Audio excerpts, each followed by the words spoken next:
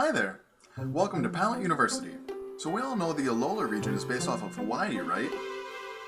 Or is it? Yeah. Yeah, it is. However, there is something very different about the Alolan landscape that Hawaii has never had. Now, our last couple of videos, which you can find up here, we did a lot of biology, but today, as you might have noticed, I'm not wearing my lab coat because today we're actually not going to be doing any lab type things. We're going to be doing some geology, as I'm also a trained geologist. And this is sort of typically what we wear in geology when we go out and do field work, because most of geology isn't doing work in a lab like some other sciences. Instead, we go outside. The earth is our laboratory, and most of geology is going out, making observations, and just looking at stuff, and then using a set of rules called the geologic principles, or the principles of geology, depending on who you ask, and trying to explain what we see using these rules. While I was playing through the Alola region for the first time in Pokemon Sun and Pokemon Moon, I was really struck by one location in particular, and that's Vast Pony Canyon. Vast Pony Canyon is such an incredible location in these games, and it's easily my favorite location in this game, and probably in the entire franchise. And especially coming from a geologist, like, it's the first location where they actually give us good detail about the rocks, as opposed to just being generic brown or gray textured material. But also, as a geologist, Vast Pony Canyon makes no sense. So before getting too far, let's go over some rock-solid facts about rocks that you might remember if you've taken high school earth science. First, there are 3 different kinds of rocks: igneous, metamorphic, and sedimentary.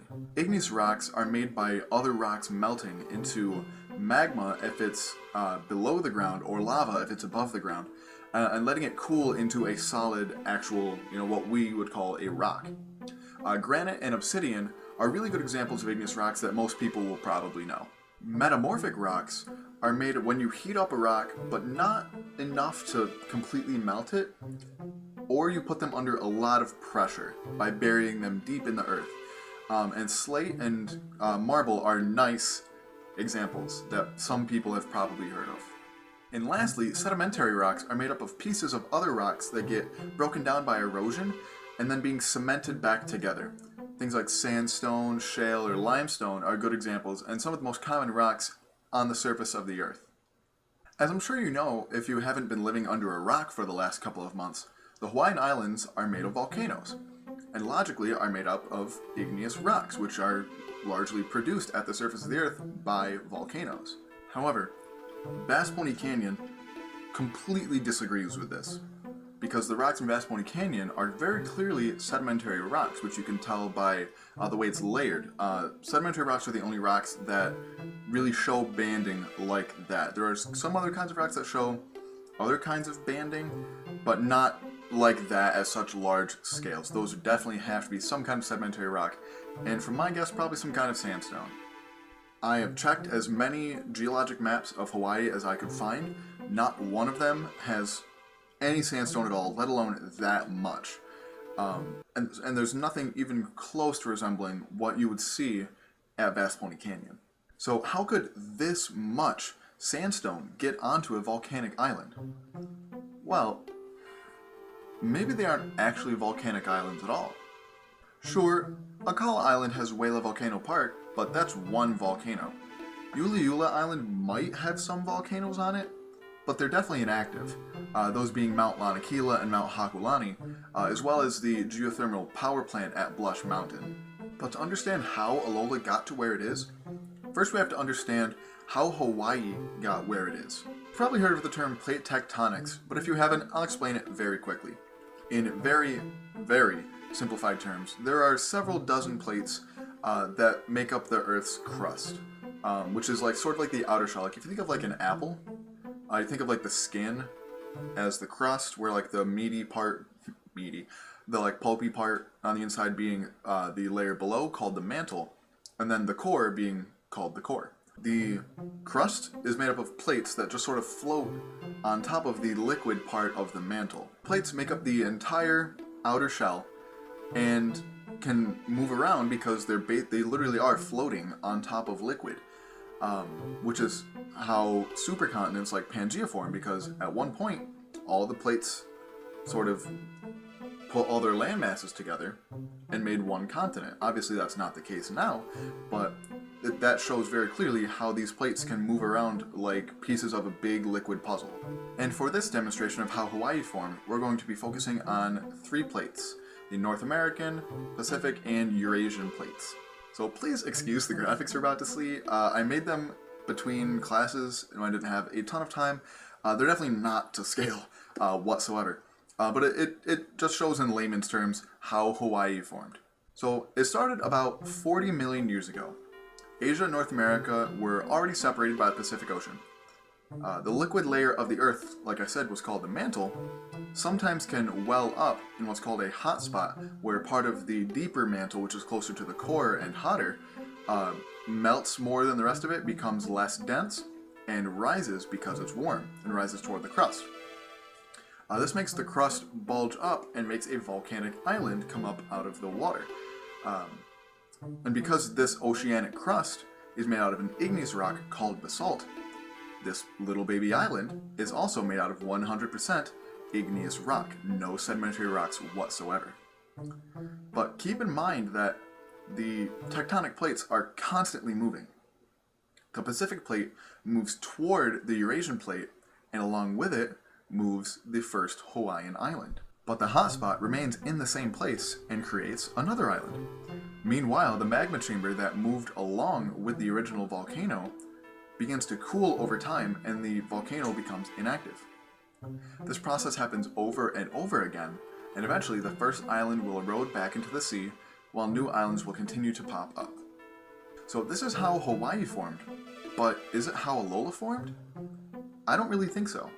There is no way in this process for sedimentary rocks like sandstone to end up on an island like this, especially in the quantities that we see. Also, this scenario doesn't really make a lot of sense due to the most volcanically active island being in the middle, being Ula'ula Island.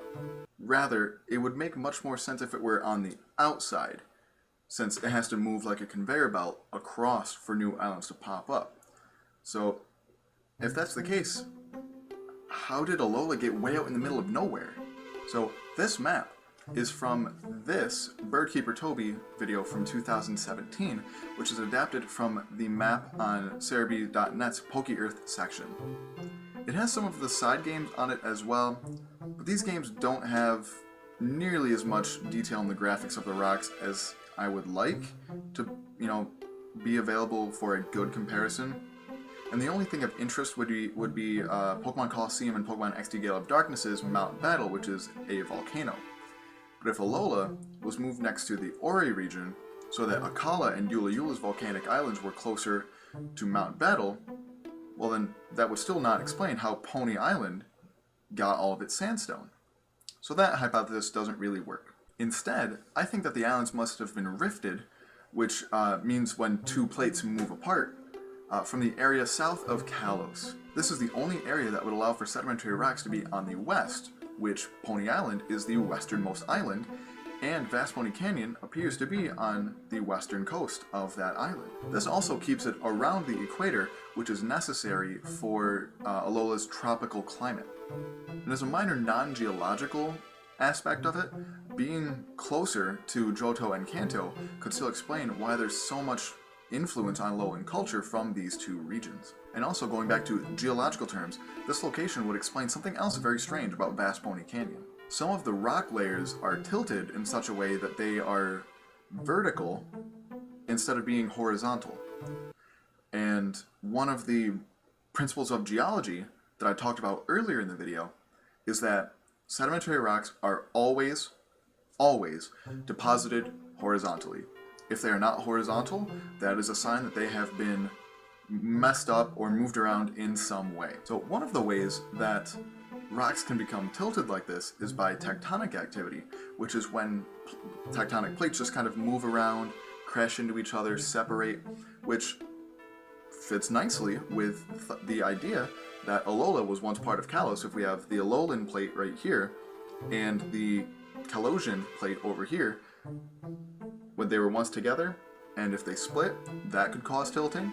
Or also, if they split and then the plates recollided and then split again, that would also explain the tilting probably better than just them rifting, because rifting doesn't tend to cause as much tilting as collisions do, which is also called convergence.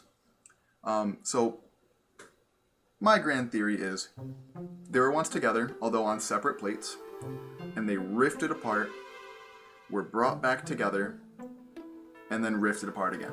So it's really not uncommon for plates to change direction like this. You know, the time scale would need to be pretty large, but we have no idea about any time scales, long-term time scales, in the world of Pokemon, so it very likely could have happened. So that is my hypothesis for why Vast Pony Canyon has sedimentary rocks, and how that leads to a new placement of Alola on the Pokemon World map.